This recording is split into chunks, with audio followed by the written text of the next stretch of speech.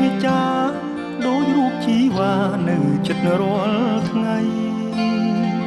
អូនទទួលយកដោយចិត្តរីករាយពេកក្រៃបងខលទាំងយប់ទាំងថ្ងៃផ្ញើសំដីផ្ញើចិត្តស្នេហាមិន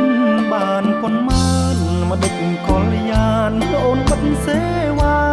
ទូរស័ព្ទមិនដងនាការអូនបិទសេវាតើព្រោះរឿងអ្វីកាត់បាញ់ចូលប្រាក់បងទើបផ្ញើទៅថ្មីថ្មីពេលដែលទូរស័ព្ទទៅស្រីឬតែពាក្យមិនដងនាការទូរស័ព្ទទៅសួរមិត្តភក្តិជីវ៉ា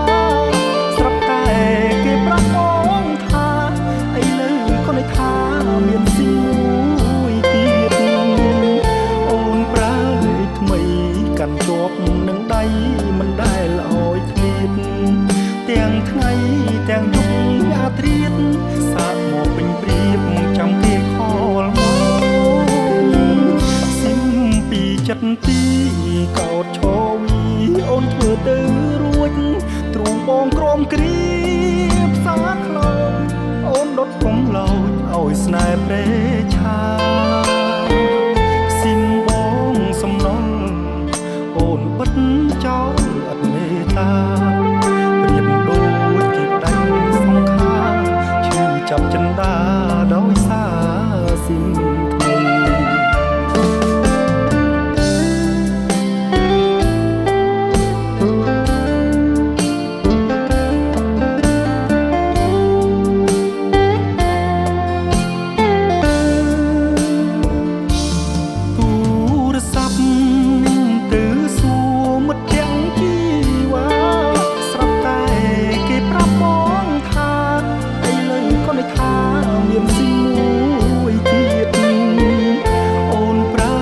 ថ្មី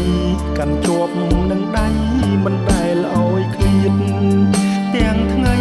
ទាំងយប់អាឃាតសាក